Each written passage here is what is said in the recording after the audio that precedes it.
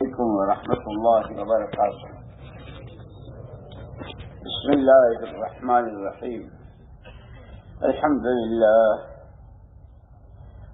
لله نحمده ونستعينه ونستغفره ونؤمن به ونتوكل عليه ونعوذ بالله من شرور أنفسنا ومن سيئات أعمالنا. من يهده الله فلا مضل له ومن يضلله فلا هادي له، ونشهد أن لا إله إلا الله وحده لا شريك له، ونشهد أن سيدنا ونبينا ومولانا محمدا عبده ورسوله، صلوات الله وسلامه على سيدنا ومولانا محمد وعلى آله وصحبه وبارك وسلم تسليما كثيرا كثيرا. أما بعد، فأعوذ بالله من الشيطان الرجيم. بسم الله الرحمن الرحيم. الف لام میم ذلك الكتاب لا ريب فيه هدى للمتقين الذين يؤمنون بالغيب ويقيمون الصلاة ومما رزقناهم ينفقون والذين يؤمنون بما أنزل إليك وما أنزل من قبلك وبالآخرة هم يوقنون أولئك على هدى من ربهم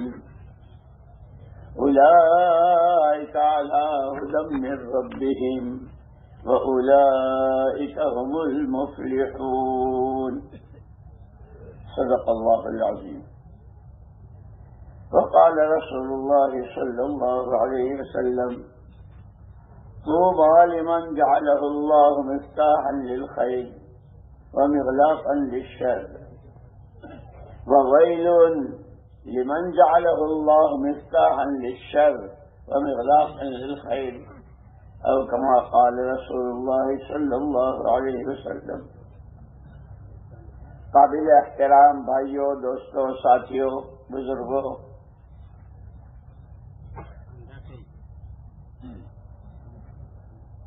ضرورتیں تو انسانوں کو سب کو اپنی معلوم ہے. جو ضرورتیں ہیں انسان کی، لیکن سب سے اہم، سب سے پہلی، سب سے بڑی اور ہر وقت، جیسے کھانا ضرورت ہے لیکن 24 گھنٹے کھاتے رہیں. پانی پینا ضرورت ہے لیکن ہر وقت پانی پیتے رہو، اس کا وقت ہوتا ہے. کھانا کھایا کچھ دیر کے بعد بھوک لگی تو پھر. لیکن ایک ضرورت تمام انسانوں کی مشترکہ ہے. عوام ہو، خواص ہو، مالدار ہوں، غریب ہوں، مرد ہوں، عورتیں ہوں، مکے مدینے میں رہتے ہوں، دنیا میں کہیں رہتے ہوں، کوئی سی زبان بولتے ہوں، کسی خاندان کے، کسی برادری کے ہوں، تمام انسانوں کی مشترکہ ضرورت. جیسے ہوا، پانی اور روشنی، یہ تینوں کے لیے ضروری ہے نا. یہ تینوں چیزیں سب کو چاہیے. تاجروں کو، کاشتکاروں کو، مالداروں کو، غریبوں کو، نوکری پیشہ کو، صدر کو، وزیر کو، پولیس والے کو، چپراسی کو. پانی، ہوا اور روشنی، یہ ایسے ہی تمام انسانوں کی مشترکہ ضرورت، وہ ہے ہدایت. اس لیے کہ دو چیزیں ہیں، ایک ہدایت ہے، ایک گمراہی ہے، اور دونوں کا نتیجہ بھی بتلایا ہے. ہدایت کا نتیجہ ہمیشہ کامیابی، یعنی ان کی کامیابی پر اللہ مہر لگا رہے ہیں. اولئک علی ھدی من ربہم واولئک ھم المفلحون. وہی کامیاب ہے. اور ضلالت اور گمراہی کا نتیجہ ہمیشہ کی جہنم. اور یہ دونوں چیزیں صرف اور صرف اللہ کے قبضے میں ہے. کوئی کسی کو ہدایت دے سکتا ہے، نہ کوئی کسی کو گمراہ کر سکتا ہے. حضور اکرم صلی اللہ علیہ وسلم کے چچا حضرت ابو طالب، آپ نے بہت ساتھ دیا اور بہت خدمت بھی کی. جب ان کا وقت قریب آیا تو حضور اکرم صلی اللہ علیہ وسلم نے سوچا کہ چچا کا مجھ پر احسان ہے، اس لیے کہ چچی ابو لہب اور چچی ان کی گھر والی اور خاندان کے لوگوں نے تو بہت ستایا، منہ پر تھوکا بھی، راستے میں کانٹے بھی بچھائے، گلے میں پھانسا بھی ڈالا اور قتل کی اسکیمیں بھی بنائی، بس کیا کیا کیا. یہاں تک کہ شیخ ابی طالب نے 2.5 سال تک ایسا کھانا پانی راشن دانا سب بند، لیکن ابو طالب تو حضور اکرم صلی اللہ علیہ وسلم نے دیکھا کہ اب بالکل ان کا آخری وقت ہے. ابو طالب بیمار تھے. ان کے احسانوں کا ایک بدلہ کیا کہ یہ صرف ایک مرتبہ چپکے سے میرے کان میں کلمہ پڑھ دیں تو ہمیشہ کی جہنم سے بچ جائیں. ہدایت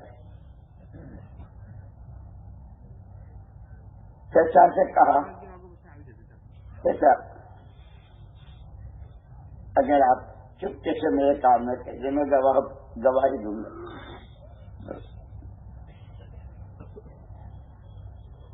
چچا نے کہا سب کچھ صحیح، لیکن اگر میں مرتے مرتے کلمہ پڑھوں گا تو دنیا ساری یہی کہے گی، سارا خاندان ساری برادری موت سے ڈر گیا اور کلمہ پڑھ لیا، دین بدل دیا. لوگوں کی وجہ سے یہ جو لوگ بہت کہتے ہیں لوگ کیا کہیں گے، لوگ کیا کہیں گے. ایک مرتبہ کا مجھے یاد آیا، ہم آسٹریلیا کے سفر میں تھے. حضرت جی رحمۃ اللہ علیہ مولانا انعام الحسن صاحب رحمۃ اللہ علیہ ساتھ تھے. تو ایک ایئرپورٹ پر نماز کا وقت ہو رہا تھا. ساتھیوں نے تیاری شروع کی، مصلی جگہ یہ وہ. ایک اچھے دیندار صورت شکل سے اچھے دیندار معلوم ہوئے تو وہ کہہ رہے تھے آپ لوگ نماز پڑھیں گے؟ جی اسی کی تیاری کریں. یہ اٹلی کا ایئرپورٹ ہے، اٹلی جہاں وہ پوپ رہتا ہے. آپ تو نماز پڑھتے رہیں گے تو لوگ کیا کہیں گے. ہمارے حضرت جی مولانا علامہ حسن صاحب رحمۃ اللہ علیہ نے اسی وقت نقد جواب، نہیں پڑھیں گے تو اللہ کیا کہیں گے. وہ چپ ہو گئے. لوگوں کو اس کا بہت خیال رہتا ہے، لوگ کیا کہیں گے، لوگ کیا کہیں گے. لوگ تو پتہ نہیں کیا کیا. لوگوں نے نبیوں کو نہیں چھوڑا اور نبیوں کے سردار حضور پاک صلی اللہ علیہ وسلم کو نہیں چھوڑا. وَكَذَلِكَ جَعَلْنَا لِكُلِّ نَبِيٍّ عَدُوًّا شَيَاطِينَ الْإِنسِ وَالْجِنِّ يُوحِي بَعْضُهُمْ إِلَىٰ بَعْضٍ زُخْرُفَ الْقَوْلِ غُرُورًا وَلَوْ شَاءَ رَبُّكَ مَا فَعَلُوهُ فَذَرْهُمْ.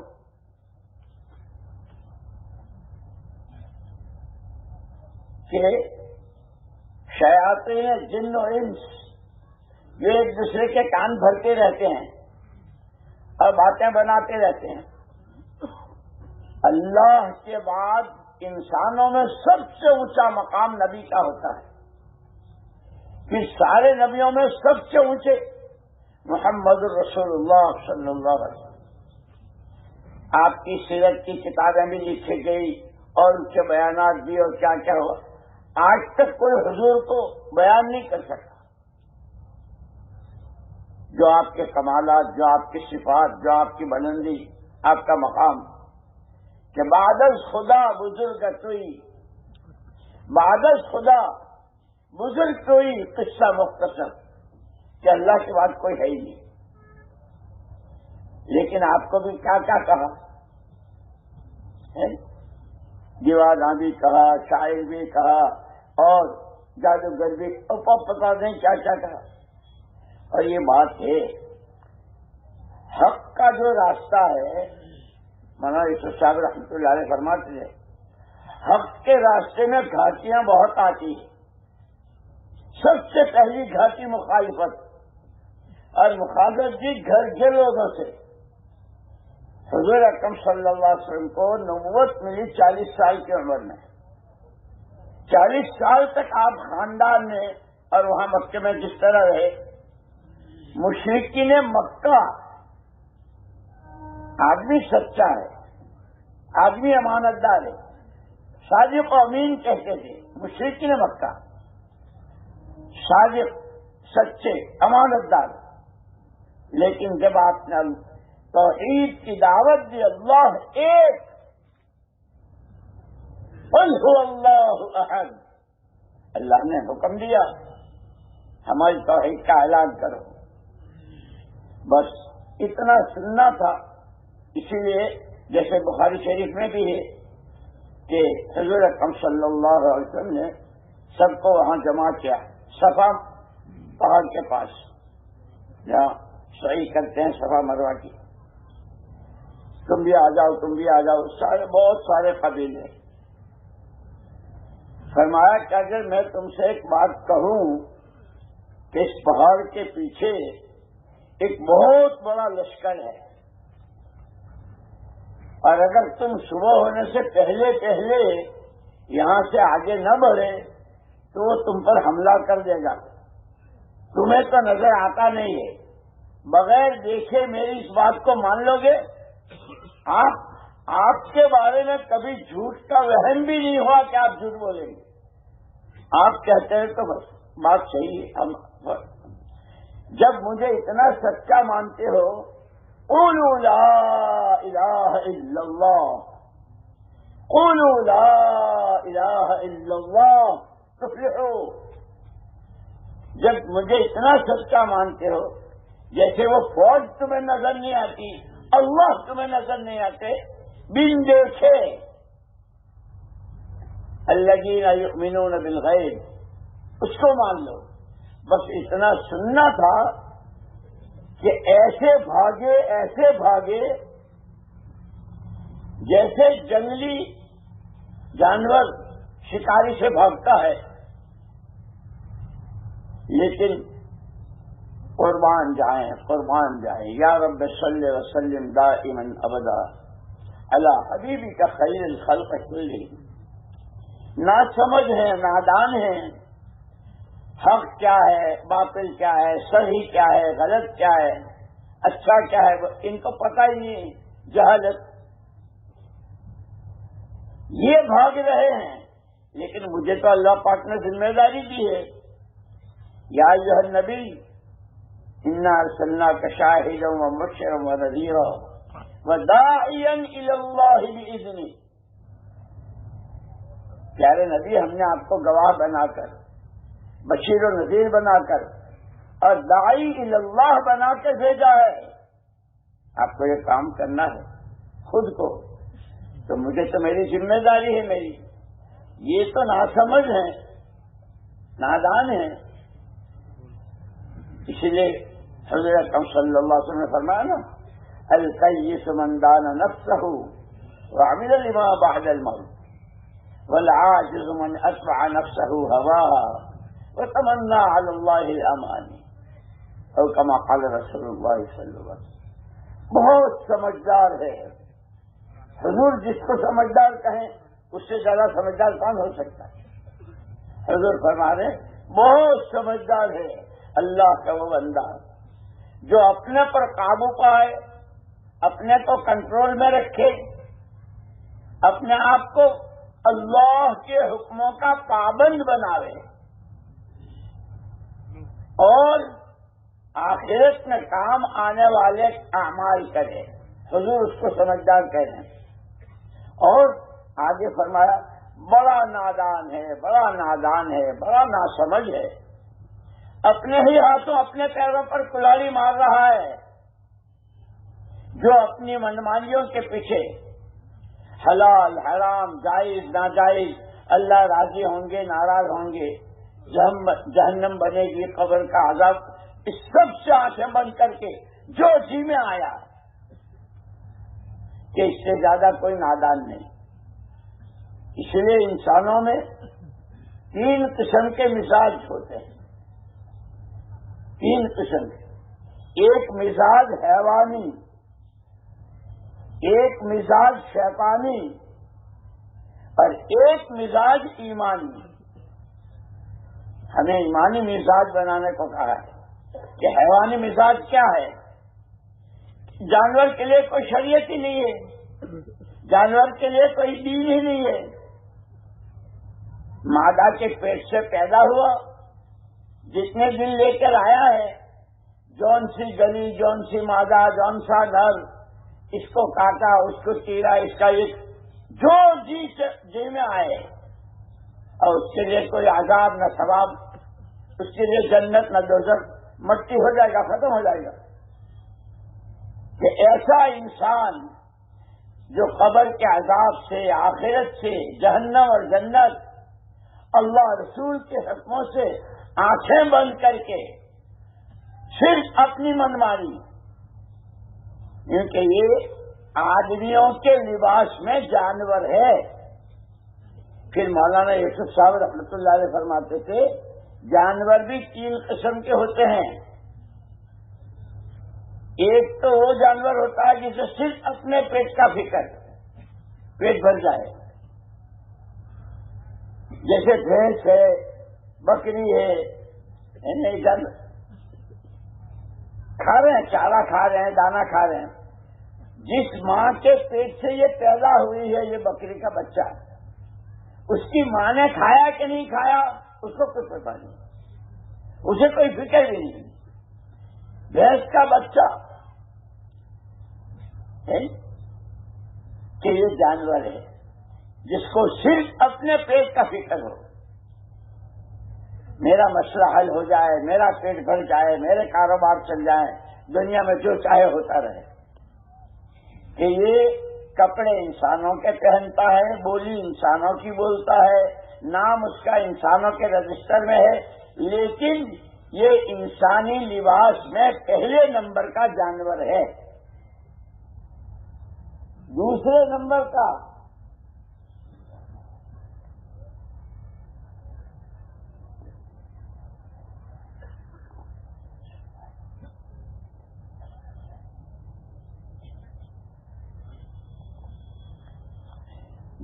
نمبر کا جانور اپنے نفع کے لیے دوسرے کو نقصان پہنچانا۔ بھوکا بھیڑیا، ایک بیوہ عورت ہے، اس نے 2-4 بکریاں پال رکھی ہے، ان کا دودھ دوتی ہے، بیچتی ہے، اپنے بچوں کا اپنا گزارا اس پر کرتی ہے۔ بھیڑیا اس بکری کو پھاڑ کھاتا ہے اپنے پیٹ کے لیے، دوسرے کا نقصان کر کے، کہ وہ لوگ، وہ انسان، وہ مشرق میں ہوں، مغرب میں ہوں، کہیں ہوں، جو اپنے آئی ہیو سم پرابلمس، کیا کہتے ہیں، آئی ہیو سم پرابلمس، میرے کچھ مسئلے ہیں، میری کچھ سمسیاں ہیں، اس کے لیے کسی کو چھری گھونٹنا پڑے، کسی کا پیٹ بھرنا پڑے، کسی پر ظلم کرنا پڑے، کسی کی زمین پر قبضہ کرنا پڑے، کہ یہ دوسرے نمبر کا جانور ہے۔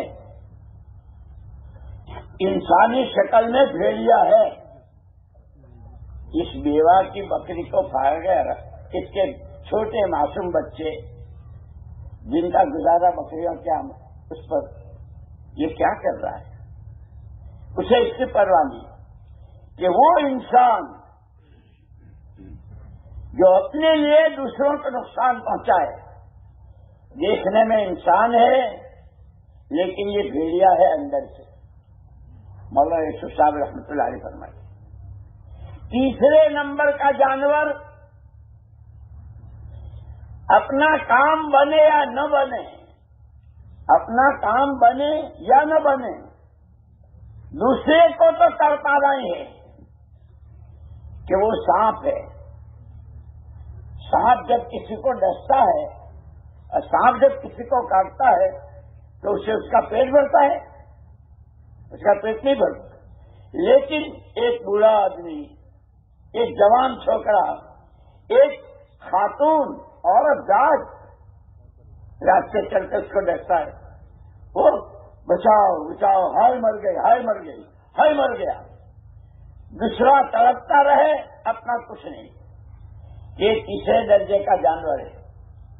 اپنا کام بنے نہ بنے، اپنا مسئلہ حل ہو نہ ہو، لیکن لوگوں کو چین سے رہنے نہیں دینا.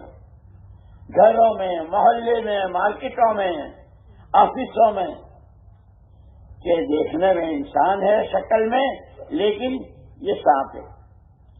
پھر مولانا یوسف صاحب رحمۃ اللہ علیہ فرماتے تھے، اللہ جل جلالہ عم نوالہ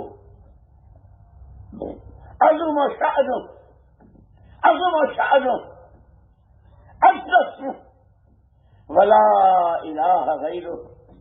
اس نے یہ پورا سنسار، یہ زمین و آسمان، یہ چاند و سورج و ستارے، یہ زمین کی قسم قسم کی پیداوار، یہ پھل، یہ میوے، یہ سبزیاں، سمندروں کی وہ مچھلیاں، یہ سب کتے بلیوں کے لیے، بھیڑیوں کے لیے اور سانپوں کے لیے نہیں پیدا کیا ہے. یہ تو انسانوں کے لیے پیدا کیا. جیسے حضور اکرم صلی اللہ علیہ وسلم نے خود فرمایا، ان الدنیا خلقت لکم وانکم خلقتم للآخرہ. ساری دنیا اور اس میں جتنی قسم کی چیزیں ہیں، وہ پیٹرول، پلاٹینم، قسم قسم کے پھل پھول میوے، یہ بادام، یہ اخروٹ، یہ چرگزے، یہ سیب، یہ نارنگی، یہ انار، کتنے میوے، کتنی نعمتیں کہ وہ انسانوں کے لیے پیدا کی. اور انسان کو حضور نے فرمایا، اللہ کا پیغام پہنچایا کہ میں اللہ کا پیغمبر ہوں، میرے ذمہ ہے اللہ کا پیغمبر پہنچانا. داعی اللہ، کہ اللہ کو پہچانو. اس نے مجھ سے یہ کہا کہ ہمارا پیغام پہنچا دو چاروں سمتوں میں بسنے والے انسانوں کو. انسان ہو، یہ ساتوں زمین و آسمان، اور اس میں جتنی نفع کی شکلیں ہیں اور جس راستے سے فائدہ اٹھا سکتے ہو، وہ سب تمہارے لیے. اور تم وَإِنَّمَا خُلِقْتُمْ لِلْآخِرَةِ، تم آخرت کے لیے پیدا. یہاں رہتے ہوئے کیسے بنگلے، کیسی کوٹھیاں، کیسی حویلیاں، کیسے شاندار کپڑے، کیسے کھانے پینے اور کتنی دولت کے ڈھیر، کہ اس میں رہتے ہوئے وَابْتَغِ فِيمَا آتَاكَ اللَّهُ الدَّارَ الْآخِرَةَ وَلَا تَنْسَ نَصِيبَكَ مِنَ الدُّنْيَا وَأَحْسِنْ كَمَا أَحْسَنَ اللَّهُ إِلَيْكَ. اللہ کہہ رہے ہیں، کہا تو تھا قارون سے، یہ بات قارون سے تھی، لیکن پھر اللہ پاک نے قرآن میں قیامت تک آنے والے انسانوں کے لیے قرآن میں، او انسانوں اور آسمان کی چھتری اور زمین کے فرش پر رہنے والوں، تمہارے پاس جو کچھ ہے اس سے اپنی آخرت بنا لو. اسی لیے مولانا محمد الیاس صاحب رحمۃ اللہ علیہ ایک بات فرماتے تھے کہ اس تبلیغ اور دعوت کی محنت کے ذریعے امت جس غلط فہمی میں ہے اور عام انسان غلط فہمی میں ہے، کہ اس محنت سے غلط فہمی سے نکالنا چاہتے ہیں. غلط فہمی کیا ہے؟ ہر ایک کہتا ہے میری جان، میرا مال، میری سوجھ بوجھ، میری عقل و خرد کہاں سے لایا؟ تیرے باپ نے دی، تیری ماں نے دی، مانگنے گیا تھا. ایک پانی کا قطرہ منی کا ساری دنیا کے سارے جتنے جن کو اپنے عقل و خیرت کا دعویٰ ہے وہ سارے مل کر پانی پر کوئی نقشہ نہیں بنا سکتے. دیوار پر بنائیں گے, پٹھے پر بنائیں گے, کاغذ پر بنائیں گے, اینٹ پر بنائیں گے, پانی پر کوئی نہیں بنائے. واحد اللہ لک الحمد کلو ولک الشکر کلو ولک الملک کلو بیدک الخیر کلو. ایک تنے تنہا اللہ. یہ جو ہم جتنے بیٹھے ہیں ابتدا کہا کہ منی کے گندے قطرے سے یہ سر, یہ پیر, یہ ہاتھ, یہ آنکھیں, یہ کان, یہ حسین چہرے. مولانا صاحب رحمۃ اللہ علیہ فرماتے تھے کہ سب سے پہلی غلط فہمی یہی ہے. تاجر, کاشتکار, مالدار, غریب, مرد, عورت, دیسی, بدیسی, ہر ایک میری جان میرا مال, میری جان میرا مال, میرا پیسہ. کہ یہ تو تمہاری غلط فہمی ہے. یہ تو اللہ کی نعمت ہے اور اللہ کی امانت ہے, اور اللہ کے یہاں سے جو تقاضا ہے بندوں سے, نعمت کی قدر کرو, نعمت کا شکریہ ادا کرو, اور امانت کو امانت داری کے ساتھ.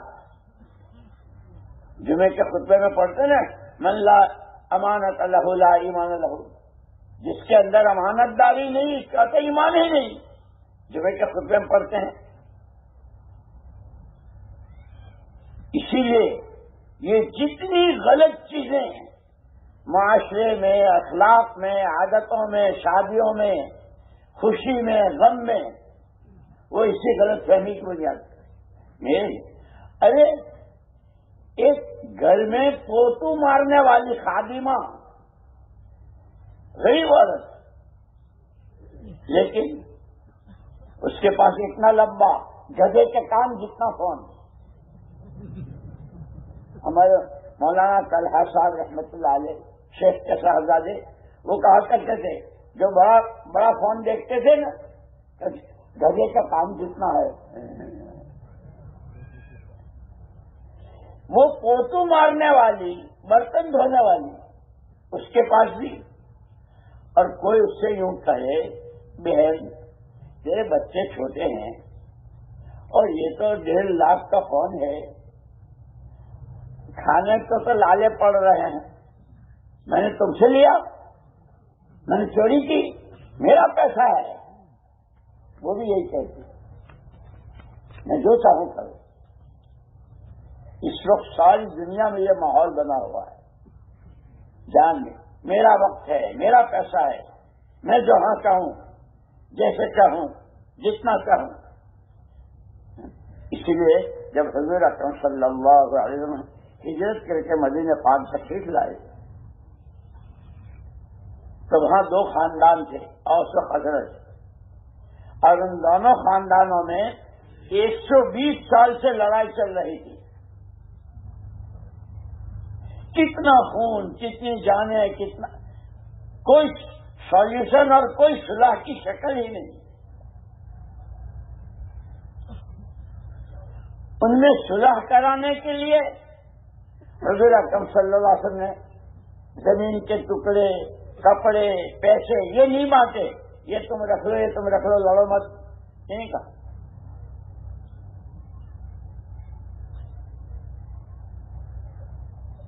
آپ نے 2 عمل بتلائے. نماز کی صف میں کندھے سے کندھا ملا کر, اس لیے کہ ان دونوں خاندانوں میں سب سے بہادر وہ کہا جاتا تھا جو سامنے والے کو مار کر اس کی کھوپڑی کا پیالہ نکال کر اس میں خون بھر کر پیے, وہ بہادر کہا جاتا تھا. ایسوں کو تو ایک نماز کی صف میں کندھے سے کندھا, اور پھر نماز کے فارغ ہوتے ہی تعلیم کا حلقہ. اور حضور اکرم صلی اللہ علیہ وسلم فرمایا, انما بعثت معلما و مبلغا, اللہ نے مجھے بھیجا ہی ہے سکھانے والا اور تبلیغ کرنے والا بنا کر کے. ایسی جہالت، ایسا شرک، اتنا ظلم و زیادتی. لیکن حضور پاک صلی اللہ علیہ وسلم کیونکہ آپ تو سراپا رحمت بن کر آئے تھے، اسی لیے جہاں آپ طائف تشریف لے گئے تھے اور طائف والوں نے آپ کے پیچھے لڑکے لگائے تھے اور آپ کے پیر مبارک سے خون اور آپ کے موزے بھی اور آپ کے جوتے بھی خون سے بھر گئے تھے. آسمانوں میں شور مچ گیا. جبریل امین علیہ السلام آئے، اس لیے کہ آپ تو حبیب رب العالمین، اللہ کے رسول، اور ان کی یہ حرکتیں آپ فرمائیں تو ان سب کو جیسے چکی کے 2 پارٹوں میں دانے کو پیسا جاتا ہے، ان کو پیس کے رکھ دوں.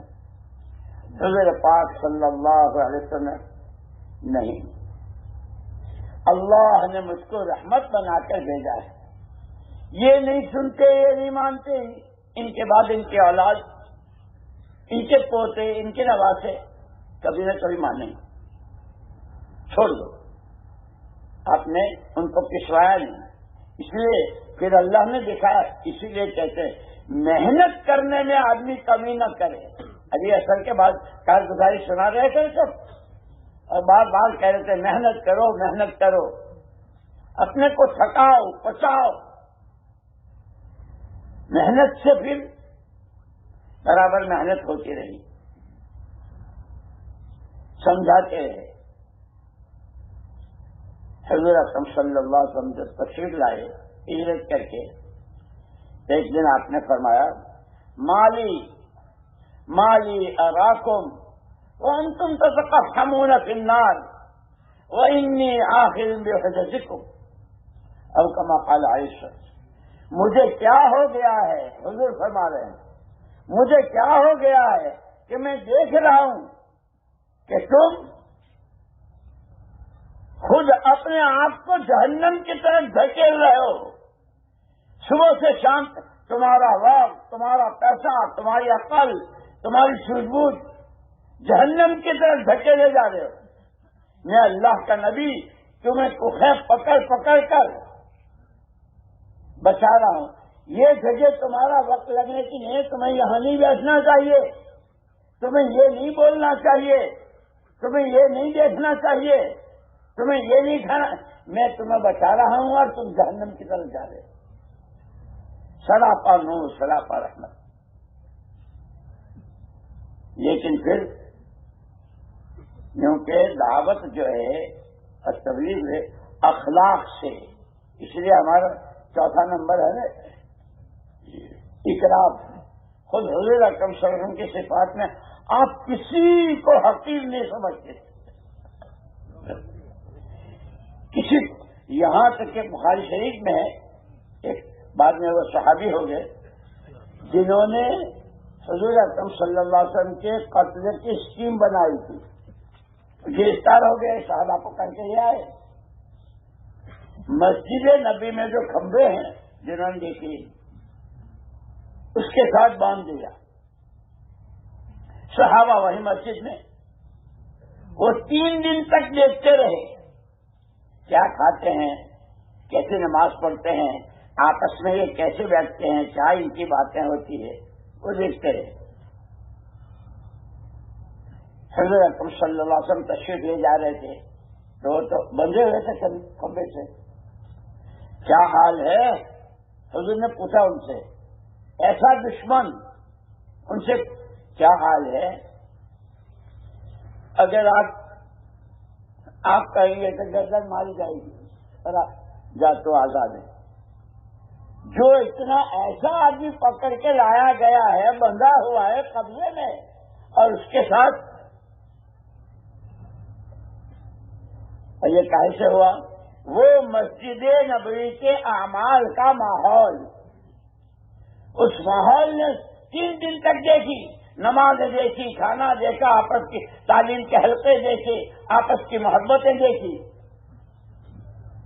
جب حضور اکرم صلی اللہ علیہ وسلم نے ان کو آزاد کر دیا، اشہد ان لا الہ الا اللہ و اشہد انک رسول اللہ، ہمارے ابھی سنا رہے تھے نا آپ کے یہاں سے شہروں کا کیا اوسط ہے، کتنی بڑی آبادی، کتنی مسجدیں، کتنے 4 مہینے لگائے ہوئے، کتنے چلے والے، لیکن شہروں کا اور مولانا الیاس صاحب رحمۃ اللہ علیہ عجیب بات فرماتے ہیں۔ دیکھو یہ باتیں یاد رکھنا، دھیان میں، اللہ کرے میں بھی عمل کروں، تم بھی عمل کرو۔ حضرت مولانا الیاس صاحب رحمۃ اللہ علیہ فرماتے تھے کہ حضور اکرم صلی اللہ علیہ وسلم نے جو عمل کیا ہے، یہ دعوت، یہ تعلیم، یہ ذکر اور یہ ایک دوسرے کو ملنا ملانا، یہ سارا حضور کے اعمال میں آج تک وہی تاثیر ہے جو حضور کی موجودگی کے وقت میں تھی، کہ دعوت سے دل کیسے نرم ہوتے تھے، اخلاق سے کیسے لوگ پلٹا کھاتے تھے، پیار سے، حکمت سے۔ اب پھر مولانا الیاس صاحب رحمۃ اللہ علیہ نے مثال دی کہ لیمو ہے نا، لیمو حضور اکرم صلی اللہ علیہ وسلم کے زمانے میں بھی پانی کو کھٹا کرتا تھا۔ اب 1500 سال ہو گئے، لیمو کی تاثیر بدلی، لیمو کی تاثیر بدلی، اور 1500 سال میں کتنے زلزلے آئے، کتنی بڑی بڑی جنگیں ہوئی، کیسے ہوائی طوفان، لیکن لیمو کی تاثیر ہوئی۔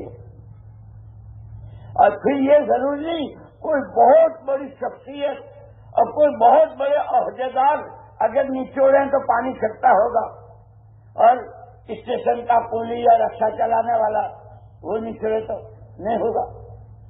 وہی فرمایا کہ ہاں لیمو کی تاثیر ہوئی، لیکن یہ جو تم اپنے گھروں میں شوکیس ہوتے نا، گھروں میں سبزیوں کا سیٹ، پھلوں کا سیٹ، آم، انار، چیکو، شریفہ، انوس جس کو کہتے ہیں، لیمو، کدو، بھنڈی، یہ سبزیوں کے پلاسٹک کے،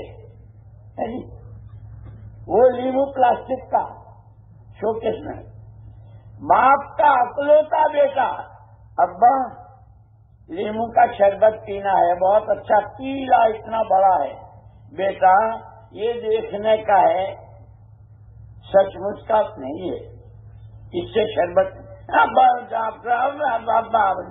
بیٹا ضد نہیں کیا کرتے، یہ تو دیکھنے کا ہے، سچ مچ کا لیمو اور ہے اور اس کا شربت اور ہوتا ہے۔ مولانا الیاس صاحب رحمۃ اللہ علیہ نے بڑی آہیں بھری، بہت آہیں بھر بھر کے روتے ہوئے، حضور والے اعمال کی تاثیر آج بھی وہی ہے، غلط یقین کے صحیح یقین سے بدلنے کی، شرک سے تو شرک کے توحید سے بدلنے کی، بے حیائی کے حیا سے بدلنے کی، اسراف کے درمیانی چال چلنے سے، غفلتوں کے پردے چاک ہو کر اللہ کا دھیان، استحضار، یہ ساری آج بھی وہی تاثیر ہے ان عملوں میں۔ لیکن فرمایا جیسے شوکیس کا لیمو سارا شہر مل کر نچوڑے تو پھٹ تو جائے گا، قطرہ ایک نہیں ٹپکے گا۔ یہ ہفتے والی گشتیں، یہ مہینے کے 3 دن، یہ روزانہ کے 5 عمل، یہ سالانہ چلے 4 مہینے، یہ صبح شام کی تسبیحات، آج تک وہی تاثیر ہے کہ کٹر سے کٹر اس کی زندگی بدل جائے، لیکن ایک رسم بنا لی، اجتماع ہو رہا ہے، چلنا، بھیڑ جمع ہونے کو نہیں۔ فرمایا کہ جب، اور علماء نے عجیب بات لکھی، جب کسی دینی عمل میں رسمیت اور رواج آ جاتا ہے حقیقت سے خالی، کیونکہ سب سے پہلے اس کی روح نکل جاتی ہے۔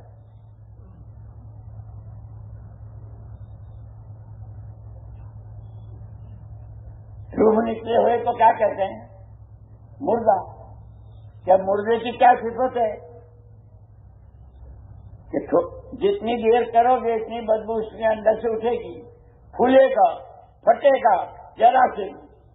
یہ تعلیم کے حلقے, یہ سحر روزہ, یہ صبح و شام کی تسبیحات, یہ قرآن کی تلاوت, یہ ایک ایک کے گھر جا کر ملاقات کرنا, اس کو سمجھانا, اس کی طرف سے کوئی بات ناگواری کی ہو تو اللہ کے لیے برداشت کرنا,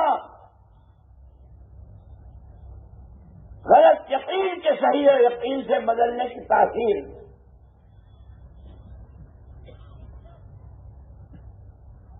میں ایک مرتبہ کارگزاری سن رہا تھا وہاں نظام الدین میں. ایک جماعت 4 مہینے لگا کر بیرون سے آئی. اس میں تو انہوں نے کارگزاری سنانی شروع کی. اتنی جماعتیں نکالی اور اتنی مسجدیں آباد ہوئی اور آئی ہو بہت لمبی. میں نے کہا یہ تو سب تم ان کا کر کے آئے, گئے تو تھے تم اپنا سیکھنے کے لیے. تم نے کیا سیکھا؟ ایک نوجوان بولا, مولوی صاحب میرے ابا نے مجھے شروع سے انگلش میڈیم میں داخل کیا تھا. 12ویں پڑھی, پھر اس کے بعد کالج ہوا, پھر ڈگریاں, بڑی بڑی ڈگریاں ہوئی. اور یہ تبلیغ والے, جماعت والے روزانہ آتے تھے. وہ جو روز کی ملاقات کو کہتے ہیں کہ اپنی مسجد کے قریب اور اپنے محلے کا کوئی گھر نہ بچے. ہم نے ابھی اس کام کو لیا نہیں ہے, بس ایک رسم بن گئی. ورنہ ہم, یہ بھی یاد آتا ہے تو سنا دیتا ہوں, ہم امریکہ میں تھے اور وہاں یہ حالات تھے. تو ہم نے ان سے پوچھا کہ بھائی تمہارے, اس لیے کہ وہاں امریکہ میں تو مسجد یہاں ہے تو 10 کلومیٹر پر مسلمان کا گھر ہے. ہم نے پوچھا کہ بھائی کوئی مسجد ایسی ہے جس نے اس کے سارے چاروں طرف رہنے والے اپنے بھائیوں کی ملاقات کی ہو؟ ایک مسجد والے کھڑے ہوئے, انہوں نے کہا کہ مولوی صاحب 2 لائنیں تو ہماری پوری ہو گئی ہے, تیسری لائن چل رہی ہے. اب امریکہ کا محلہ, گاؤں کا گاؤں. پھر ہم نے پوچھا بھائی کوئی مسجد ایسی ہے جس نے 100% گھر گھر کی ملاقات کی ہو؟ ایک مسجد والے کھڑے ہوئے, مولوی صاحب ہماری 4تھی لائن چل رہی ہے اور چونکہ یہاں لوگوں کی مشغولی, کسی کا جاب, کسی کی نوکری آدھی رات کو ہے, کسی کی صبح کو ہے, کسی کو دوپہر کو ہے, اور گھر کے ہر آدمی سے ملنا. ہم نے ان کی ملاقات کا وقت معلوم کیا. یہ گھر کس وقت مل سکتے ہیں؟ تو 8 بجے جاب پر جاتے ہیں, شام کو 8 بجے آتے ہیں, تو جہاں 9 بجے ملاقات ہو سکتی ہے. کوئی رات کو جاتا ہے, صبح کو آتا ہے. اس وقت کہ ہم نے الحمدللہ الحمدللہ ہماری مسجد کی یہ 4تھی لائن چل رہی ہے اور کوئی گھر نہیں بچا ہے. میرے دوستو, میں تو یہ کارگزاری سن رہا تھا اثر کے بعد, میں تو حیران تھا. بھروچ ضلع ہمارا, جس کو ہمارے بھائی فضل کریم صاحب, قاضی عبد الوہاب صاحب رحمہم اللہ ریزرو بینک کہتے تھے کہ ہمارا بھروچ ضلع ریزرو بینک. ریزرو بینک میں جب جاؤ چیک نکال لو کہ یہ ضلع ایسا کہ جہاں کی چاہو جماعت بنا لو, 4 مہینے کی کیا اور سال کی کیا اور اندر کی کیا, علماء, عوام, خواص. لیکن وہ کام پھر وہ پلاسٹک کا لیمو بنتا جا رہا ہے. اس لیے دوستو تبلیغ جو ہے, ہمارے حضرت مولانا ابراہیم صاحب اللہ ان کے عمر میں برکت دے, فرماتے ہیں کہ اب تبلیغ 2 چیزیں رہ گئی. نماز کے بعد اعلان, بھائیو دین کی بات ہوگی, اعلان ہو گیا. پھر ایک تقریر کرنے والا آیا, اس نے تقریر کی, تبلیغ ہو گئی. اعلان تقریر، یہ تو سراسر شروع پہلے دن سے لے کے مرتے تک قربانیوں کے ساتھ چلنے کا کام ہے۔ اور سیرت سرکار کی مولانا الیاس صاحب رحمۃ اللہ علیہ کے ملفوظات میں تو عجیب بات ملتی ہے۔ میں ایک مرتبہ مدینہ منورہ میں تھا، ہمارے ایک عرب دوست نے کہا کہ آج میں آپ کو ایسی جگہ لے جاؤں جو آپ نے کبھی سوچا بھی نہیں ہوگا۔ میں کہا اچھا۔ تو انہوں نے کہا کہ ایک صحابی آدھی رات کو حضور پاک صلی اللہ علیہ وسلم کی زیارت کے لیے کہ حضور کی زیارت آنکھیں ٹھنڈی ہو جائیں، آدھی رات کو اٹھ کر مسجد نبی آئے تو حضور اکرم صلی اللہ علیہ وسلم حجر شریف میں بھی نہیں تھے، مسجد میں بھی نہیں تھے۔ وہ وہاں سے نکل کے وہ جو برابر میں قبرستان ہے بقیع غرقد، وہاں گئے جنت البقیع، وہاں بھی نہیں۔ فکر ہو گیا کہ اللہ کے نبی، اس زمانے میں مدینہ منورہ کا جو دائرہ تھا بہت مختصر، رات اندھیری، رات کا اندھیرا، اور پھر وہ کوئی وہاں لائٹ یا چراغ، خود مسجد نبی میں سن 9 ہجری میں چراغ ڈلا۔ حضور کے ہجرت کرنے کے 9ویں سال میں پہلا چراغ حضرت تمیم داری رضی اللہ تعالیٰ نے جلائے۔ کوئی محلہ چھوڑا نہ کوئی گلی چھوڑی، طرح طرح کے خیالات۔ خدا کا خواستہ کسی نے حضور پاک صلی اللہ علیہ وسلم کی شان میں کوئی گستاخی کی، کیا ہوا؟ چونکہ ایک بات یاد رکھنا 20 کی، یہ لکھنے کی اور دلوں پر لینے کی ہے۔ آدمی جس چیز کی تلاش میں لگتا ہے، من جد وجد، عربی کا مقولہ ہے، جو جس چیز کی تلاش میں لگتا ہے دیر سویر ملتا ہے، ملتا ہے، ملتا ہے۔ جو اللہ رسول کی تلاش میں ہے اسے اللہ کا تعلق، اللہ کی محبت، اللہ کا قرب، اللہ کی مددیں، حضور پاک صلی اللہ علیہ وسلم کی محبت، آپ کا اتباع، ایک ایک سنت کو معلوم کر کے اپنی زندگی میں، اور جو ہائی دنیا ہائی دنیا اس کو وہ ملتا ہے۔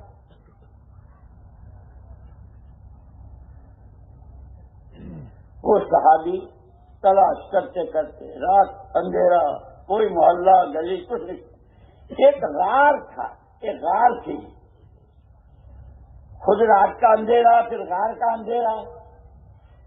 ان صحابی نے اور غور سے دیکھا تو حضور اکرم صلی اللہ علیہ وسلم سجدے میں تھے۔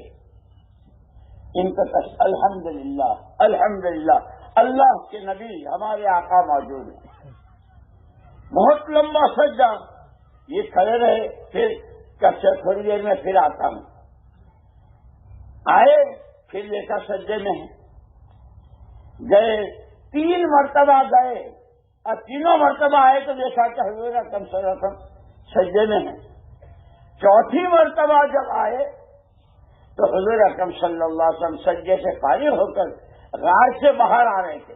یا رسول اللہ، یا رسول اللہ کہہ کے صحابی سمجھ گئے۔ پوچھا اللہ کے پیارے پیغمبر صلی اللہ علیہ وسلم کیا ہوا، اتنا لمبا سجدہ رہے؟ فرمایا میں نے اس وقت تک سر نہیں اٹھایا جب تک اللہ نے یہ وعدہ نہیں کر لیا، ما کان اللہ لیعذبہم وانت فیہم، سورۃ توبہ میں ما کان اللہ لیعذبہم وانت فیہم وما کان اللہ معذبہم وہم یستغفرون۔ پیارے نبی، قوم عاد، قوم لوط، قوم سمود اور حضرت نوح علیہ السلام کی وہ اکثریت والی قوم کتنے تباہ ہوئے، اور ہم نے کیسی امتوں کو اجاڑ دیا۔ آپ کے ہوتے ہوئے جب تک آپ ہیں آپ کی امت کو ہم وہ سزا نہیں دیں گے۔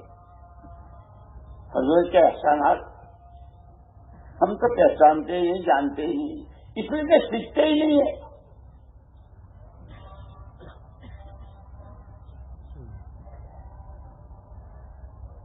تو یہ ہوا کہ آپ امت کے درمیان رہیں گے تو آپ کی عمر کیا ہے؟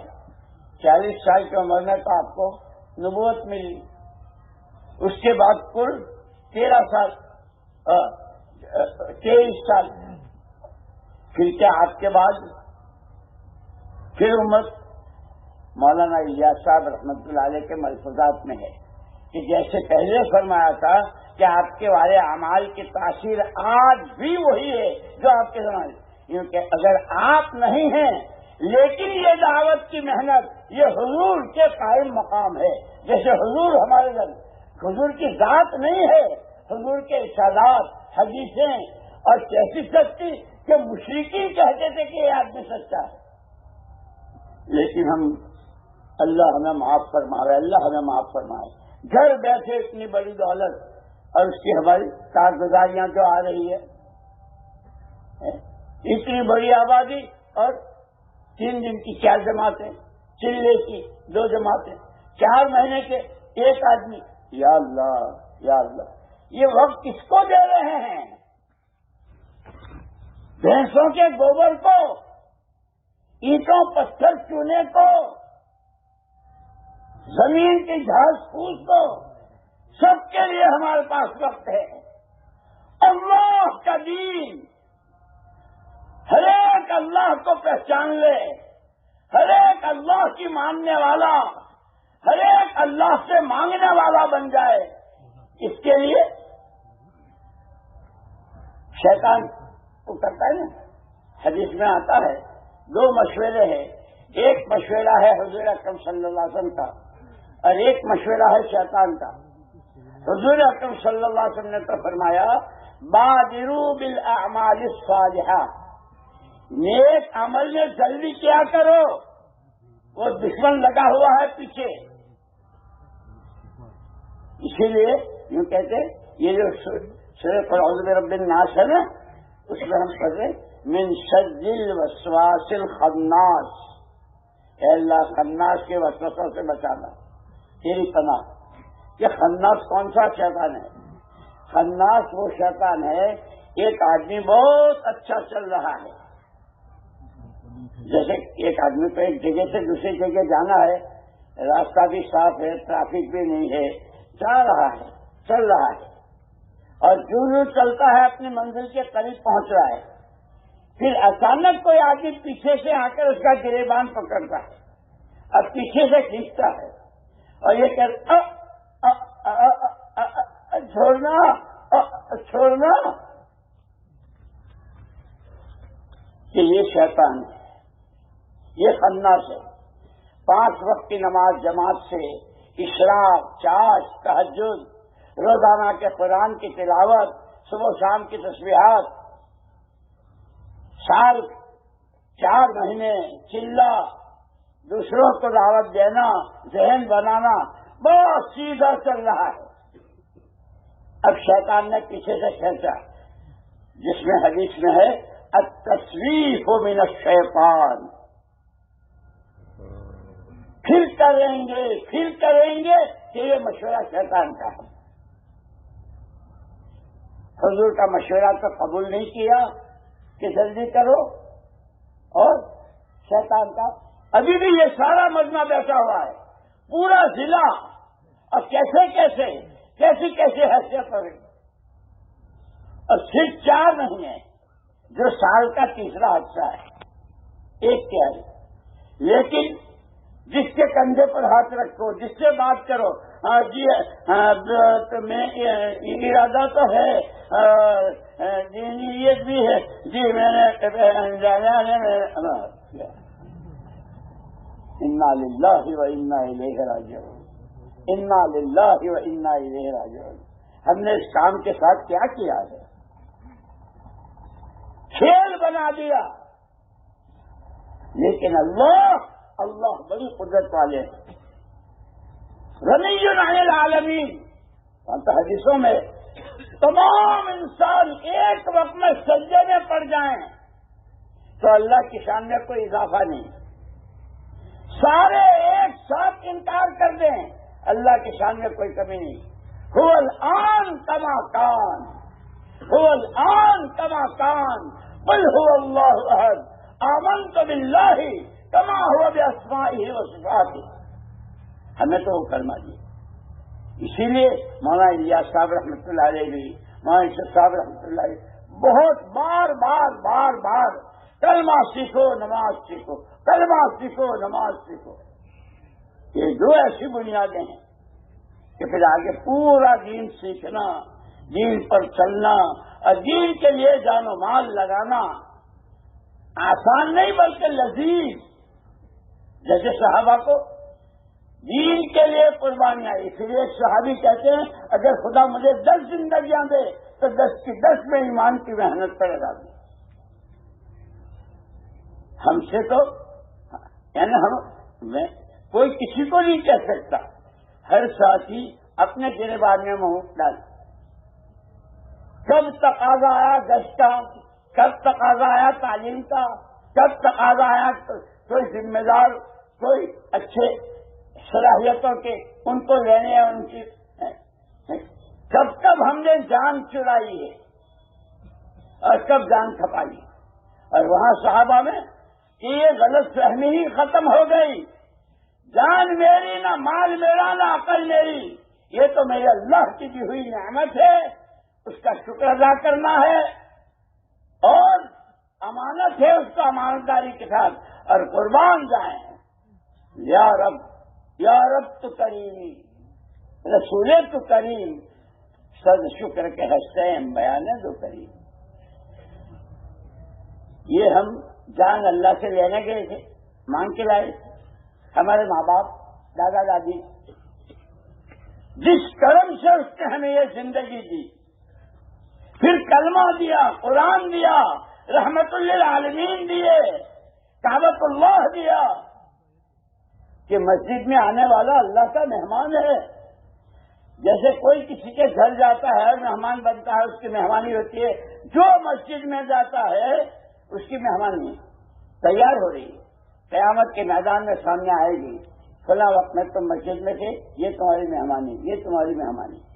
اسی لیے دن دیکھے اللہ کو اور اللہ کی بات کو، نبی کو نبی کی بات کو آنکھوں دیکھی سے زیادہ یقین کرنا، یہ آدمی کی ترقی دلاتا ہے.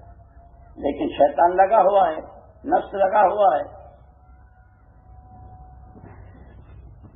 صحابہ نے جو کسرا کے دربار کا صرف پاس مل جائے، جیسے وہ ہوتے ہیں اسٹیشن کے لیے فارم ہوتا ہے، ایئرپورٹ پر اندر جانے کے لیے ہوتا ہے، صرف کسرا کے دربار میں داخلے کا پاس مل جائے 2.5 لاکھ روپے کی قیمت تھی. ان کے پاس تو کھانے کو کھجور بھی نہیں تھی، پینے کو پانی بھی نہیں تھا. کتنا خون، کتنی جانیں، کیسا لوٹ مار، زمانہ جاہلیت پورا. لیکن قربان جائیں کالی کملی والے کے، یا رب صلی وسلم دائما، یا رب صلی وسلم دائما ابدا علی حبیبک خیر الخلق کلہم. آپ نے انہی کو سمجھایا. یہ جو تم کہتے ہو جان میری جان میرا مال میری، یہ تمہاری نہیں ہے، یہ تو اللہ کی نعمت ہے اور اللہ کی امانت ہے. نعمت کے بارے میں اللہ چاہتے ہیں شکر گزاری، امانت کے بارے میں امانت داری. اسی لیے ایک مرتبہ حضور اکرم صلی اللہ علیہ وسلم حرم میں تشریف فرماتے، کچھ صحابہ کچھ فاصلے سے بیٹھے ہوئے تھے. حضور اکرم صلی اللہ علیہ وسلم خود تشریف لے گئے ان کے پاس اور پوچھا کیا کر رہے ہو، کیا کر رہے ہو؟ نحمد اللہ ونشکرہ، نحمد اللہ ونشکرہ علی نعمت الاسلام. اللہ کے رسول صلی اللہ علیہ وسلم ہم تو صدیوں کفر و شرک اور جہالت کے اندھیروں میں رہے، اللہ کا شکر ادا کر رہے ہیں کہ اس نے ہم کو ایمان اور اسلام دیا. اور وہ شکر صرف جیسے علماء نے لکھا ہے شکر کے 3 درجے ہیں. سب سے پہلے نعمت کی قدر دل میں ہو، میں یہ منہ اور یہ منہ، اور مجھے جیسے کوئی بہت اچھی لذیذ چیز، ارے بھائی میں کہاں ارے کہاں، کیونکہ جو اللہ کی نعمت ہے، اے اللہ تیرا کرم ہے، میں تو اس قابل نہیں، میں تو ایک قطرے پانی کا بھی حقدار نہیں۔ کہ شکر کا پہلا درجہ ہے نعمت کی عظمت اور قدر دل میں ہو۔ دوسرا درجہ ہے زبان سے الحمدللہ، الحمدللہ، اے اللہ تیرا شکر۔ اور تیسرا درجہ ہے جس درجے کی نعمت ہو اس سے متعلق اللہ کی طرف سے جو تقاضا ہو، حضور کی طرف سے جو ارشاد ہو، اس نعمت کو اللہ کے حکم اور نبی کے طریقے پر استعمال کرنا، یہ اصل شکریہ ہے۔ اس راز کو صحابہ نے ایسا سمجھا تھا کہ اب جان کی نہ مال کی نہ صلاحیت، کسی چیز کی پرواہ نہیں، یہ اللہ ہی کی دی ہوئی ہے، اللہ ہی کے لیے، اللہ ہی کی دی ہوئی ہے، اللہ ہی کے لیے۔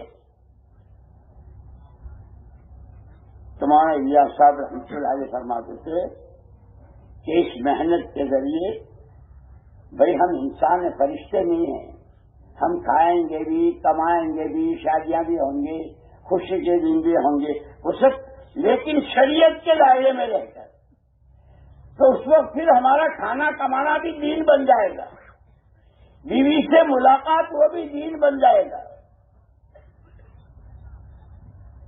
لیکن وہی بات ہے، روز ہمارے مولانا ابراہیم صاحب اللہ ان کے عمر میں بہت برکت دے، ہم لوگوں بھائی دین سیکھو، دین سیکھو، کہ تیسرا نمبر علم و ذکر ہے، اس سے تو بالکل ایسے اس نے ایک طرف کر دیا۔ نہیں دوستو، میں نے عرض کیا کہ اللہ نے ہم پر بہت بڑا کرم کیا ہے، بہت بڑا کرم۔ گھر بیٹھے یہ بڑے بڑے دارالعلوم، بڑے بڑے علماء، مفتیان، شیخ الحدیث، کیسی خانقاہیں، کیسے اللہ والے، سب گھر بیٹھے۔ اور جب ملکوں میں جاتے ہیں تو ملکوں والے ایسے چیخ رہے ہیں جیسے گرمیوں کے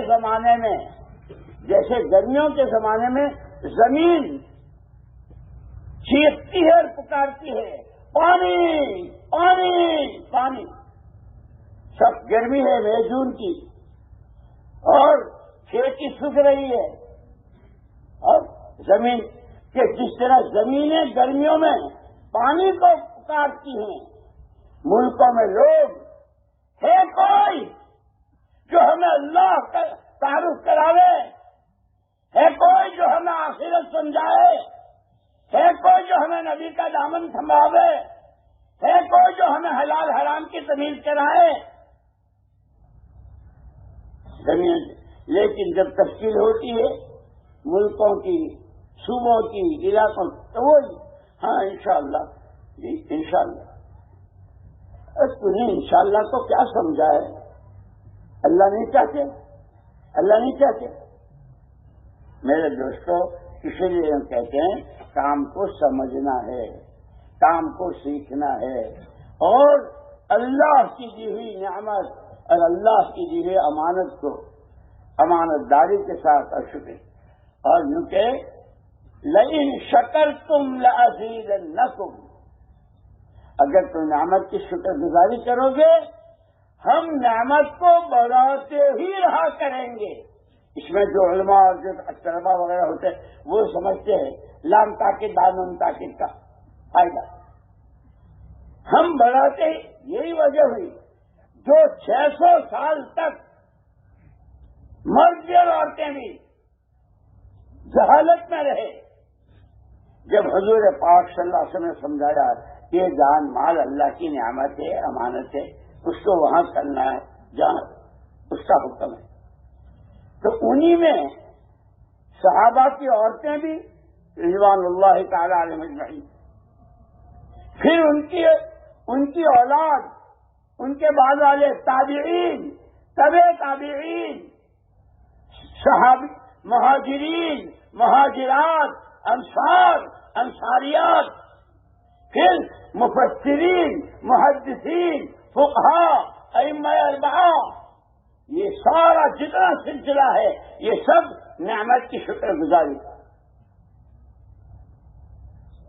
اور جب ناقدری ہوتی ہے تو کتنے اچھے، بھائی تمہارے نانا تو ایسے نہیں تھے، تمہارے دادا تو ایسے نہیں تھے، یہ تم کیا کر رہے ہو؟ اس لیے مجھے یاد آیا، ایک آدمی علی گڑھ سے آیا تھا، ایک نوجوان، اور وہ جا رہا تھا پیرس، فرانس، پیرس اپنی پڑھائی کے لیے۔ میرے پاس آئے، مول صاحب میں کل پیرس جا رہا ہوں، مجھے کوئی نصیحت کرو۔ میں ہمارے بڑے سب موجود ہیں، ان سے نصیحت لے لو۔ وہاں نظام الدین نے کہ نہیں، سب کے پاس تم کچھ کہو۔ اللہ نے اس وقت میرے دل میں ڈالی، میں نے کہا بھائی ایک بات سمجھ میں آ رہی ہے، جب تم پیرس کے اڈے پر پیر رکھو ہوائی جہاز سے اتر کے، تو اپنے اور اللہ کے بیچ میں آج کے بعد جب تک یہاں ہوں میں محمد الرسول اللہ صلی اللہ علیہ وسلم کا نمائندہ ہوں، as a delegate of prophet Muhammad صلی اللہ علیہ وسلم، میں حضور کا نمائندہ ہوں۔ بس میں نے کہا بس۔ اس کی پڑھائی تھی 2 سال کی، پڑھائی کر کے جب واپس آئے ملاقات ہوئی، اور مولوی صاحب پیرس تو ننگا شہر ہے، ساری خرافات، ساری بے حیائیوں کے سامان دنیا بھر میں وہاں سے سپلائی ہوتے ہیں۔ میرے لیے کتنے ایسے موقع آئے کہ میں گیا، لیکن آپ کا اتنا جملہ، خبردار حضور کے نمائندے ہو۔ اللہ نے میری حفاظت کی۔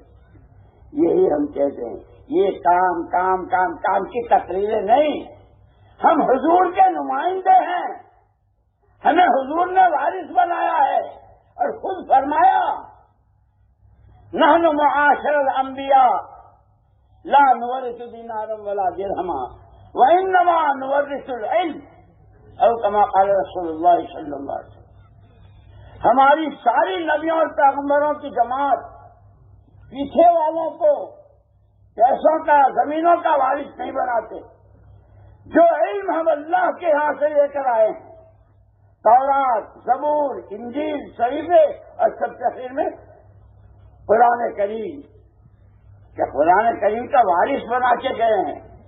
اور اسی لیے ایک مرتبہ آپ نے موقع پر فرمایا ترکت فیکم امرین، ترکت فیکم امرین ان تمسکتم بہما لن تضلوا ابدا، کتاب اللہ و سنت رسول صلی اللہ علیہ وسلم۔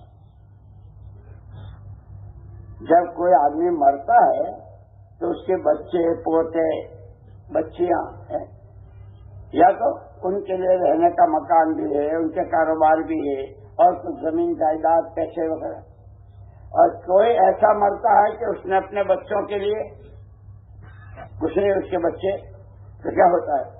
وہ بھیک مانگتے ہیں گلیوں میں کہ نہ ابا نے ان کے لیے کوئی مکان کا انتظام کیا ہے، نہ ان کی آمدنی کا کوئی روزگار کا مسئلہ ہے، تو بھیک مانگتے۔ میں تمہیں سڑکوں پہ چھوڑ کے نہیں جا رہا ہوں، حضور کسی کی گود میں بٹھا کے نہیں جا رہا ہوں، تمہارے ایک ہاتھ میں قرآن اور دوسرے ہاتھ میں یہ قرآن زندگی کے ہر شعبے کا قرآن عملی طور پر زندہ ہو، عقیدہ، عبادت، معاملات، معاشرت، اخلاق، کمانا، خرچ کرنا، خوشی، غم، مرنا، جینا، سارا قرآن نے دیا ہے۔ اور گارنٹی کیسی دی؟ کیا کمپنیاں اپنی مشینوں کی گارنٹیاں دیتی ہوں گی جو حضور نے گارنٹی دی؟ زمینیں آسمانوں کو چلی جائیں، آسمان زمینوں پر آ جائیں، پورا پچم ہو جائے، اگر تم نے یہ 2 چیزیں مضبوط پکڑ لی، ہمیں قرآن زندگی جینی ہے، نبی کا دامن تھامنا ہے۔ اور مولانا یوسف صاحب رحمۃ اللہ علیہ فرماتے تھے کہ سنت رسولی اول سنت سنها رسول اللہ صلی اللہ علیہ وسلم هي الدعوت الی اللہ. حضور کی پہلی سنت ایمان کی دعوت کہ اللہ حضور پاک سمانے قرآن اور اس قرآن کی دعوت. اسی لیے خالی یہ تو عجیب بات ہے، پورا قرآن پوری امت کے ہر طبقے کے ہر فرد میں، تاجروں میں، کاشتکاروں میں، انجینئروں میں، ڈاکٹروں میں، جوانوں میں، بوڑھوں میں، مردوں میں، عورتوں میں قرآن زندہ ہو جائے. اس کی محنت کا نام دعوت و تبلیغ ہے، خالی تقریروں کا نام نہیں ہے. اسی لیے میرے دوستوں میں نے عرض کیا کہ اللہ نے بہت بڑی نعمت دی، بہت بڑی. لیکن پھر ساتھ کے ساتھ یہ بھی کہا وَلَئِن كَفَرْتُمْ، اگر ناقدری کی تو کیسے عذاب دوں گا. حضرت موسیٰ علیہ السلام کے زمانے کا سامری واقعات میں لکھا ہے. سامری حضرت موسیٰ علیہ السلام کو اللہ پاک نے کوہ طور پر بلایا. سامری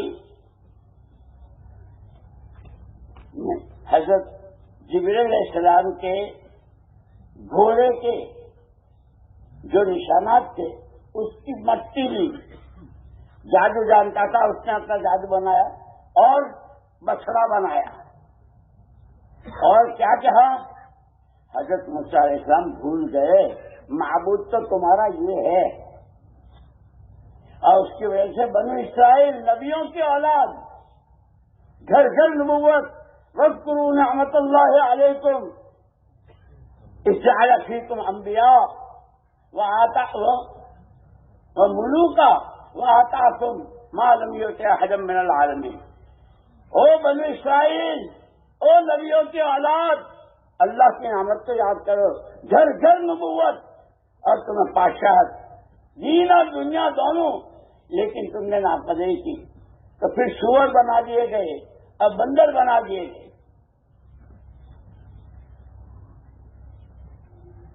جتنے بڑے باپ کا بیٹا ہو، کیسی اونچی برادری کا ہو اور کیسی شان دنیا دان کی ہو، اللہ کے ہاں تو عمل دیکھا جاتا ہے، شکر گزاری دیکھی جاتی ہے. وہ سامری حضرت موسیٰ علیہ السلام کا وہاں اللہ سے باتیں کر رہے ہیں اور وہاں بلایا اللہ نے. اس نے یہاں یہ کیا. اس کے پاس بھی یہ 3 طاقتیں تھیں، وقت، پیسہ اور صلاحیت. ان تینوں طاقتوں کو غلط لگایا تو وہ تو ہلاک ہوا. اس کی وجہ سے لاکھوں مرتد ہو گئے. لیکن وہ بادشاہ کا شہزادہ جو سورہ بروج میں ہے، والسماء ذات البروج والیوم الموعود، ایک بادشاہ تھا، اس کا بیٹا تھا. بادشاہ چاہتا تھا اپنے بیٹے کو جادو سکھانا. اس نے بھیجنا شروع کیا. وہ یہ سمجھتا تھا کہ روزانہ جاتا ہے، لیکن اللہ جب کسی کی قسمت جگاتے ہیں، جب کسی کا نصیبہ جگاتے ہیں تو اللہ پاک رہبری بھی کرتے ہیں. اسی لیے میں نے شروع میں کہا تھا ہماری سب سے بڑی ضرورت وہ ہدایت ہے. کہ ہدایت کیا ہے؟ الہدایت نور یقذفہ اللہ فی قلب امرئ من شاء یمیز به العبد بین الحق والباطل بین الخبیث والطیب بین ما ینفعہ ویضر. ہدایت وہ دلوں کا نور ہے جس کی روشنی میں آدمی کو، جیسے لائٹ کی روشنی، سورج کی روشنی، اس سے یہاں اونچا ہے، یہاں نیچا ہے، کانٹے ہیں، کیچڑ ہے، دکھتا ہے. کہ جب ہدایت کا نور دلوں میں آتا ہے، یہ حق ہے، یہ ناحق ہے، یہ ظلم ہے، یہ انصاف ہے، یہ امانت داری ہے، یہ خیانت ہے، یہ ناشکری ہے، یہ شکر گزاری. وہ دل چنانچہ پھر جو صحابہ کو نظر آیا، ایسا نظر آیا اللہ اکبر کہ پھر اپنی ساری تو وہ شہزادہ بادشاہ اس کو بھیجتا تھا، وہ روز جاتا آتا تھا تو وہ یہی سمجھ رہے تھے کہ یہ جادو سیکھ رہا ہے. لیکن قسمت اس کی تو اللہ جس کو ہدایت دے تو ایک پادری سے، ایک مولوی صاحب سے اس کی ملاقات ہوئی. اس نے اس کو پڑھانا شروع کیا. یہ روزانہ پڑھ کے آتا تھا، وہ سمجھتے تھے کہ جادو سیکھ کے آ رہا. ایک دن یہ بھید کھل گیا. بادشاہ کا خاص آدمی، اس کو آنکھ کی تکلیف تھی، بہت علاج دوا دارو سب، کوئی فائدہ ہی نہیں. یہ ایک دن آیا، اس نے کچھ پڑھ کے دم کیا، روشنی آ گئی آنکھوں میں، اور پورے دربار میں شور مچ گیا. ٹھیک ہو گیا، ٹھیک ہو گیا. بھئی کیا ہوا؟ شہزادے نے دم کیا. بادشاہ کو بہت غصہ آیا، یہ میرے بات تو گدی پر یہ بیٹھے گا اور یہی کرے گا، اسے ختم کرو. تو بادشاہ نے اس شہزادے کے لیے، بادشاہ کا حکم، اس کو پہاڑوں کی سیر کرانے لے جاؤ، اور جب خوب چوٹی اوپر پہنچ جاؤ وہاں سے گرا دینا، مر جائے گا، پاک کٹ جائے گا. بادشاہ کا حکم تھا، لے گئے. لیکن یاد رکھنا، یاد رکھنا، یاد رکھنا، جسے خدا رکھے اسے کون سکتے. انہوں نے جھٹکا دیا، یہ نیچے آیا. فرشتوں نے ایسا لیا جیسے ماں اپنے مننے کو لیتی. ارے مرا نہیں، اچھا اسے سمندر کی سیر کراؤ، جب خوب گہرا پانی آئے تو ہاں چھوڑ دو. وہاں ڈال دیا، یوں سمجھ کے کہ یہ مر ہی جائے گا، ڈوب جائے گا. کچھ دیر کے بعد جیتا جاگتا دندناتا ہوا جاتا، ارے مرا نہیں.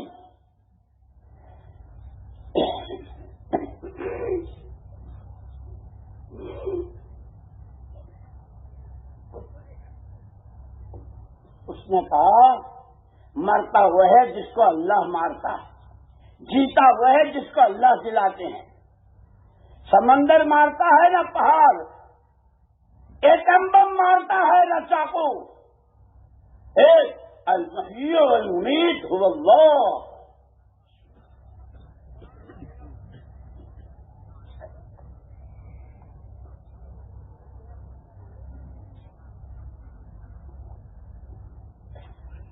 پھر اس شہزادے نے خود کہا، تم مجھے مارنا چاہتے ہو، میں جو کہوں وہ کر لو. ساری تمہاری جتنی پبلک ہے سب کو جمع کر لو اور مجھے سولی پر لٹکا دو. کوئی بم اور کوئی گولی اور کچھ کرنے کی ضرورت نہیں، صرف بسم رب ھذا الغلام، یہ جوان جس اللہ کو مانتا ہے اس کے نام سے یہ کہہ کے تیر چلانا، میری جان نکل جائے گی. وہ یہ سمجھتے کہ کسی طرح مرے. جب پیچھے ساری پبلک کو جمع کر لیا، لٹکایا، بسم رب ھذا الغلام، اس کی لاش نیچے آ گئی. لیکن جتنا مجمع تھا لاکھوں کا، آمنا برب ھذا الغلام، آمنا برب ھذا الغلام. آج کے بعد ہم بھی اس اللہ کو مانیں گے جس کے نام پر اس نے جان دی. میرے دوستو، جان، مال اور صلاحیت کی قیمت کا چہرے کے پر سامری نے غلط لگائی، لاکھوں مرتد ہوئے. اس جوان نے صحیح لگائی، لاکھوں ایمان پر آئے. اسی لیے اللہ نے بہت بڑا کرم فرمایا ہے، بہت بڑا کرم فرمایا ہے. ہمیں پیدا کر کے ہمارے حال پہ نہیں چھوڑا. جیو جیسا جیتا ہے اور مرو جہاں جیتا ہے، کھاؤ کماؤ جیسا. خبردار، لقد کان لکم فی رسول اللہ اسوۃ حسنہ، تمہارے لیے تمہارے پیارے پیغمبر صلی اللہ علیہ وسلم نمونہ. اسی لیے میں نے کہا کہ 3 قسم کے 3 مزاج کے آدمی ہوتے ہیں: حیوانی مزاج، شیطانی مزاج. حیوانی مزاج کو جو جی میں آئے، خواہشات کے بندے. شیطانی مزاج خود اچھا کرنا بھی نہیں، دوسرے کو کرنے دینا بھی نہیں. اس حفیظ نے سجدہ کیا بھی نہیں، اور جو نماز کے لیے مسجد کی طرف جا رہا ہو جو اللہ کے راستے میں جا رہا ہو اس کو پیچھے سے کھینچتا ہے، اس کو طرح طرح کے مشورے دیتا ہے۔ یہ شیطانی مزاج ہے۔ ایمانی مزاج زمین و آسمان ایک ہو جائیں، اللہ کو مانا ہے، اللہ ہی کی ماننی ہے، اللہ ہی سے مانگنا، یہ ایمانی مزاج ہے۔ اسی لیے صحابہ کرام رضوان اللہ جو 600 سال تک کفر و شرک میں اور جہالت میں، لیکن حضور پاک سے ان کا دامن تھامنے کے بعد آپ کے ہاتھ پر بیعت ہوئی، بایعنا علی ید رسول اللہ صلی اللہ علیہ وسلم علی السمع والطاعہ فی اليسر والعسر منشطا ومکرہا وعلی اثرۃ علینا۔ صحابہ کہتے ہم نے حضور کے ہاتھ پر بیعت کی، آپ ہی کی سنیں گے، آپ ہی کی مانیں گے، جی چاہے گا تو اور جی پر بوجھ پڑے گا تو، حالات اجازت دیں گے تو اور حالات تنگی کرسی کے ہوں گے تو، دوسروں کو ہم پر ترجیح دی جائے گی تو، کوئی پوچھے نہ پوچھے، ہر حال میں کہ اللہ کو راضی کرنا ہے، اپنی آخرت بنانی ہے، راستہ اس کا محمد الرسول اللہ، اللہ کا حکم نبی کا طریقہ، اللہ کا حکم نبی کا طریقہ، اسی کو اتباع کہتے ہیں۔ تو اس پر میں سنا رہا تھا کہ وہ صحابی جو غار میں حضور کو دیکھا اور آگے ہمارے یا صاحب رحمۃ اللہ علیہ فرمایا کہ اب حضور کی ذات تو ہمارے درمیان رہی نہیں، لیکن اور اللہ نے کہا تھا کہ جب تک آپ ہیں ہم امت کو عذاب نہیں دیں گے، کہ نہیں ہمارے یا صاحب رحمۃ حضور والے اعمال میں آج بھی وہی تاثیر ہے جب اس کو قربانیوں کے ساتھ، مجاہدوں کے ساتھ، صرف اللہ کو راضی کرنے کے جذبے کے ساتھ، ہر طرح کے اغراض، ہر طرح کی دنیا طلبی، ہر طرح کی نفس پرستی سے ایک طرف ہو کر صرف اللہ راضی ہو جائے، آخرت بن جائے، نبی کا اتباع ہو جائے، کہ پھر آج بھی اس میں وہی تاثیر۔ اس لیے میرے دوستو مسئلہ خالی جمع ہو جانے کا اور تقریر ہو جانے کا نہیں ہے، خدا مجھے بھی توفیق دے اور آپ کو بھی توفیق دے۔ جتنے اس پورے مجمع میں جیسے بچہ ماں کے پیٹ میں بنتا ہے، ایک ایک چلے میں ترتیب بدلتی ہے، 4 مہینے کے بعد پھر اس میں روح ڈالی جاتی ہے۔ جب 4 مہینے صحیح اصولوں کے ساتھ مسجد کے ماحول میں 6 نمبر کی لگام لگا کر ہر لعانی بیکار کاموں سے بچتے ہوئے لگائیں گے، اللہ ہمیں محروم نہیں فرمائیں گے، اللہ نور۔ اور لاکھوں مثالیں اس کی موجود ہیں، اس لیے پورا بننا جس سکون سے بیٹھا ہے، اللہ بیٹھنے کو قبول فرمائے، اللہ قبول فرمائے، اور اللہ پاک دلوں کے لیے راستہ کھول دے۔ میں حج اللہ فلا مضل لہ، جس کو اللہ ہدایت دے اسے کوئی گمراہ نہیں کر سکتا۔ ہمارا سارا مجمع ہے، اس لیے اس وقت میں ہمتیں کر کے نقد 4 مہینوں کے، جس میں رمضان مبارک بھی ملیں گے، شب قدر بھی ملے گی، شب برات بھی ملے گی، اور عید کے دن جو اللہ کی طرف سے وہ انعامات کی تقسیم وہ بھی، اور یہ تو آپ کو اور آپ جہاں جہاں سے گزریں گے اور آپ کے راستے سے جتنی مسجدوں میں اعمال اور جتنے لوگ گناہوں سے توبہ کریں گے اس سب کا بھی آپ کو ملے گا۔ اس لیے ہمت کر کے کھڑے ہو جائیں اور اپنے آپ کو کوئی اٹھنے بیٹھنے کی فضا نہ بنا رہے، صرف وہ کھڑے ہوں جو نقد 4 مہینوں کے لیے۔